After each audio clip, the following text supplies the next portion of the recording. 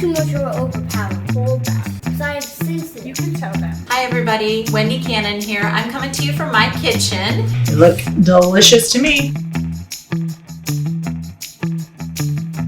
A bunch of the Yum team members are talking about breakfast, so I'm going to tell you what we're doing here. Here at home on quarantine, lockdown, stay at home, all of that, like everybody else. Explaining my get up because this is basically how I dress these days. We are going to tell you one of our favorite breakfast options. I am sort of at the end of the time where I need to go to the grocery store again, so I was kind of thinking about what I could make with what I have.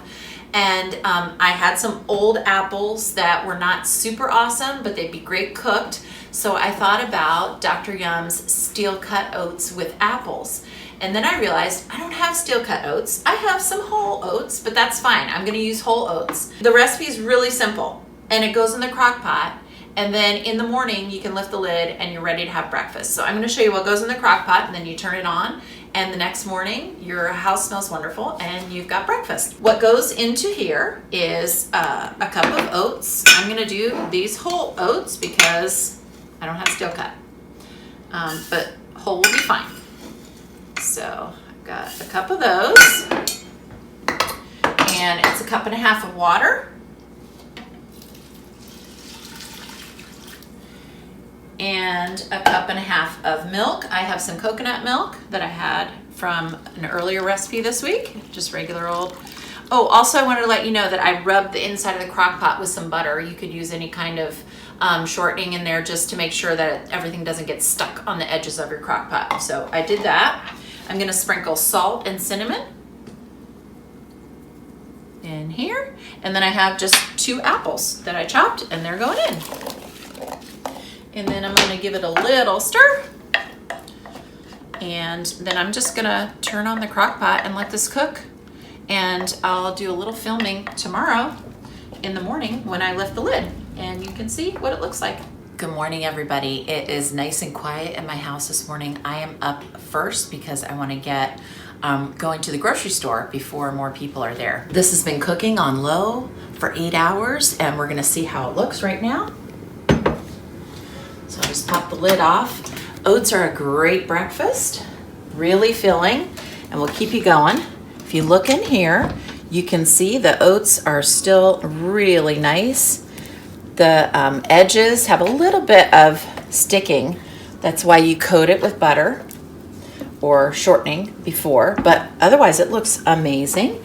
All you can smell are apples and cinnamon. It's awesome. So I'm just gonna dish a little bit up in my bowl. And the great thing about it being in the crock pot is then it can just sit here on the warm setting until other people in the family are ready to eat. So I'll put the lid back on, leave it on warm.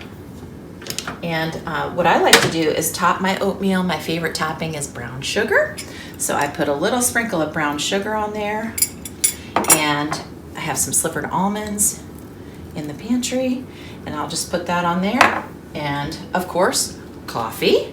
So I have a complete Yum breakfast. Hey everyone! Hey, it's Hannah. And Noah. And we're here to chat about one of our favorite breakfast staples, potatoes. We roasted up some white, red, and sweet potatoes to have in the fridge ready for breakfasts or some other things, but I'm not a huge fan of breakfast. Same. So being able to have potatoes on hand is a really great way to get me motivated to eat something in the morning, especially when we're spending all up this time in our apartment.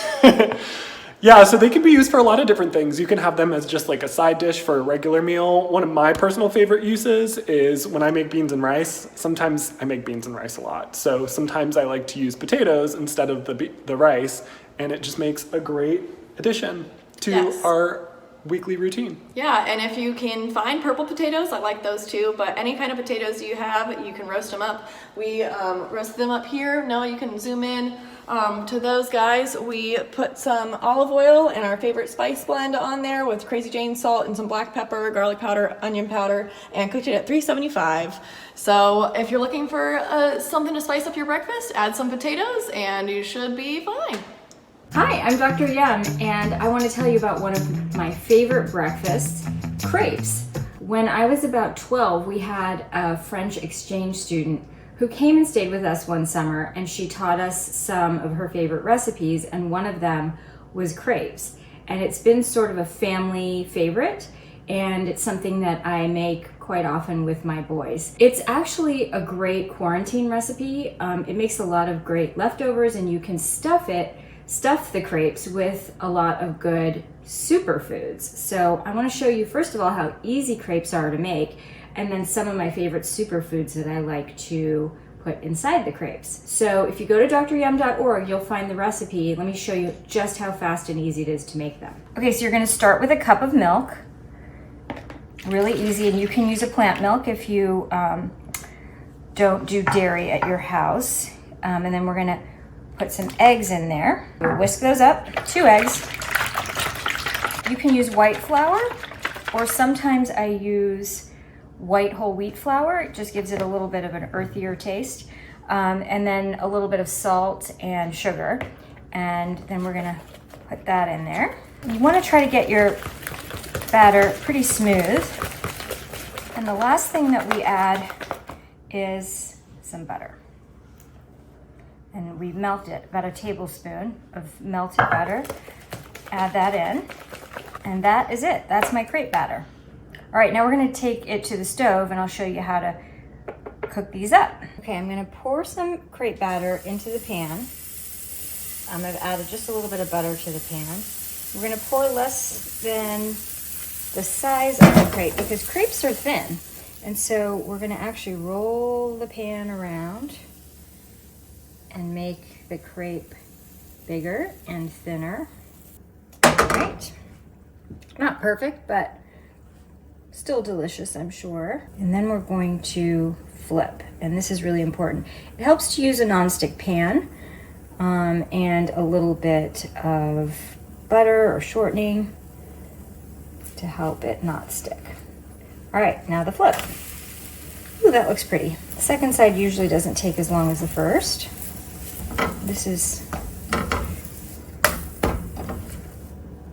how it goes. So what I love the most about crepes is how versatile they are and how many superfoods you can put inside of them. So for breakfast, we often like to use berries, and berries are an awesome superfood.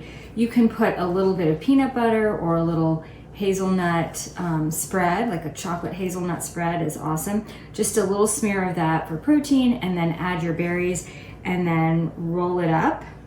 If you want to put a little dusting of powdered sugar just to be extra fancy, kind of your yummify, then gives it a little bit of sparkle. So that's a great breakfast. Another great breakfast or even lunch is to add some greens. So leafy greens are another awesome superfood. So I have spinach. Another one that I use a lot is kale or Swiss chard. And like I said, crepes are versatile. So you can eat crepes as a savory food in the morning for breakfast, or sometimes I'll make a big stack of these crepes and then I'll have lunch for the next day. And the way I like to use greens inside crepes is to saute them with just a little bit of cream cheese, which gives it a little bit of creaminess. And then I put that into my crepe, fold it up, and it's an awesome lunch. Other ideas, you can put a little bit of soft cream cheese and smoked salmon. I mean, the possibilities are really endless. So think about some of the superfoods and how you can use them in crepes. It's an awesome quarantine breakfast. Hey everybody, it's Sarah, and as far as what I have been into for breakfast here lately, I have really been loving things that I make ahead of time, and then they're ready for me when I wake up in the morning, so I don't really have to do any work. I can just pull something out of the fridge and get my breakfast together and get going. And that has been a change that I've made since we have been staying at home, because I was finding when I woke up in the morning, I was just like not feeling real great and didn't really feel like wanting to pull something together, and I'm kind of not in a great mood when I wake up here lately. So doing something that's already made, it just makes it that much easier for me to get breakfast together and make sure that I'm eating something, but also it gives me a little boost. Like, it makes me feel a little happier, because when you have something that's already made, it means you can make something that, I don't know, feels a little bit fancier maybe, or something like that you might get at a restaurant or something, but something that you might not always have at home for yourself. So a couple examples of what I've been doing. First one is quiche. This is a slice of an asparagus quiche that I made here recently. And quiche always feels fancy to me, and it's really nice because it can be kind of a catch-all. If I have different veggies in the fridge or things that need to get used up, I can work those in, or I can just kind of change it up each week and do different riffs on the same thing. And I can have it on its own, but also if like I have some leftover potatoes from dinner the night before, I can pair those with it, or if I want some fruit, it's kind of like this nice blank canvas and I can take it a few different directions. And then the other thing I've really been into is making banana bread. I've been making a ton of banana bread, and again, just something that is ready to go. It feels like just really nice and comforting in the morning. I can just have a slice and go on and do my thing, or if I want to add some peanut butter, you know, pair something with it, I can do that too.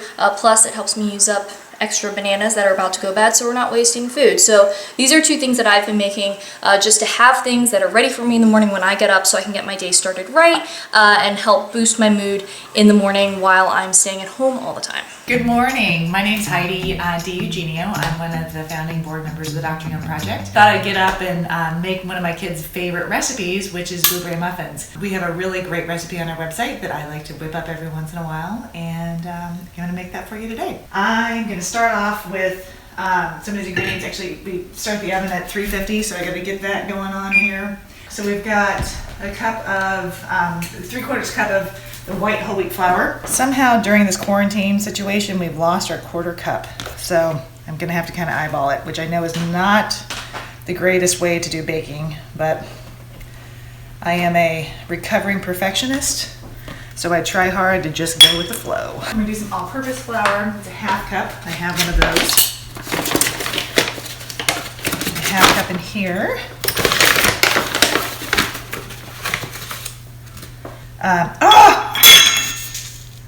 Found it.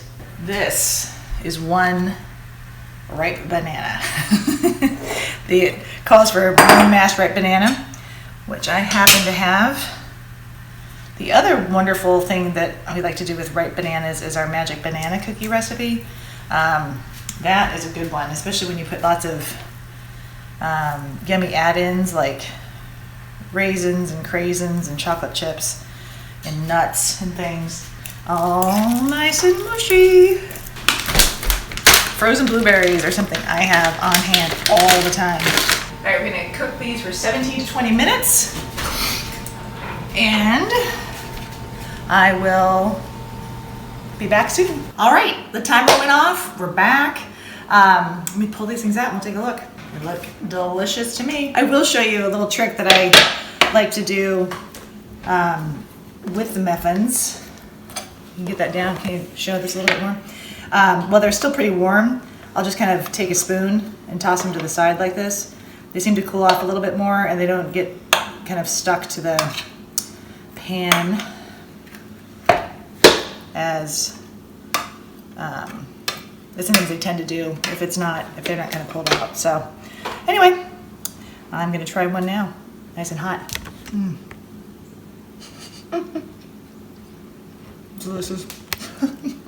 We have a blend tech smoothie. I highly recommend this brand. We use it at the Dr. Yum kitchen, and it will pulverize anything. Most of my smoothies start with something from the freezer. So you know you always have rotten bananas on your counter, or you buy too many and you don't eat them before they go brown. I peel and break in half those old bananas, and I just keep filling this Ziploc bag with them, and then they become usually the first ingredient in a smoothie. Frozen bananas help you make a really creamy smoothie. So quantities for you might be different. I am almost always making smoothie for at least 4 kids, possibly me. So I'll put as many as 2 bananas in a smoothie. So this is basically 2 bananas. Do you want to put that back? From here, it is a hodgepodge of fruits.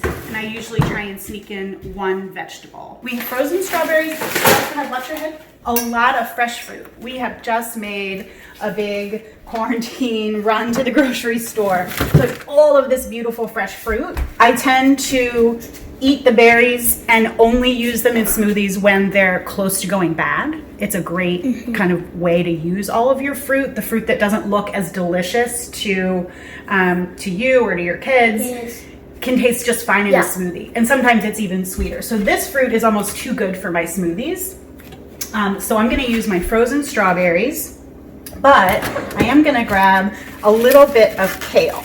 I'm very sensitive to vegetables in smoothies, so I always don't like Mom putting too much vegetable in.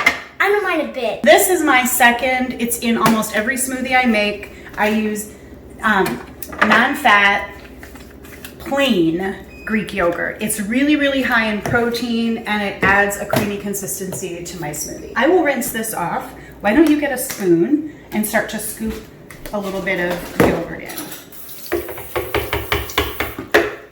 And I'm just gonna tear it up. You don't really have to. It'll be easier for the blender though. This is gonna be a full blender worth of smoothie. We'll probably use a third of a cup roughly. We also had some frozen strawberries. Uh-oh.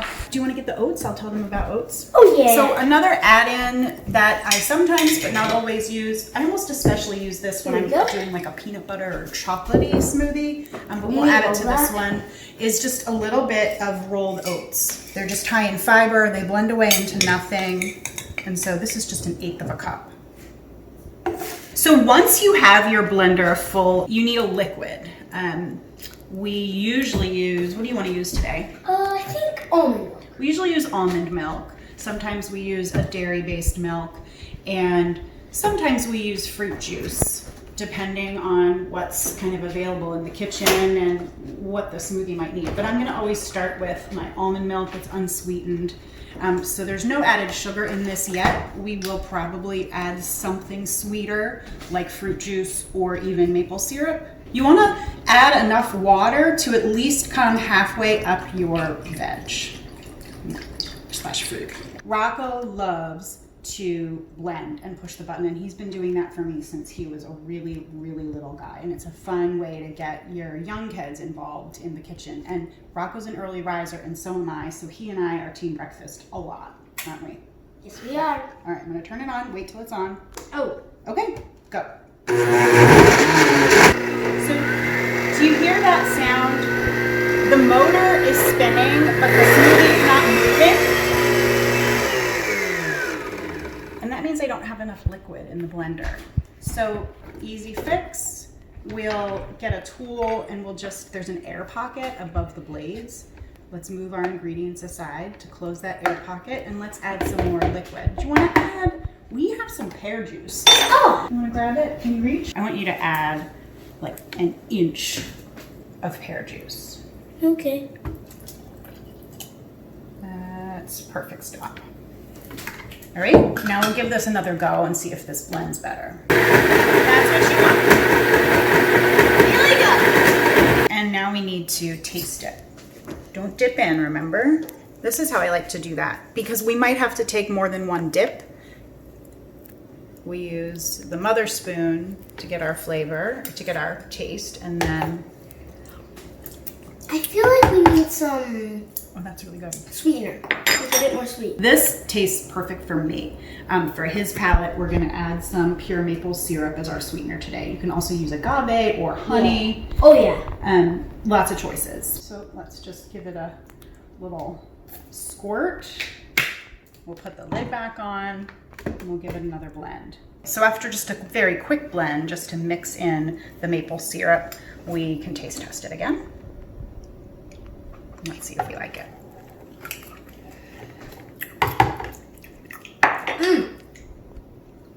I think. Good. No?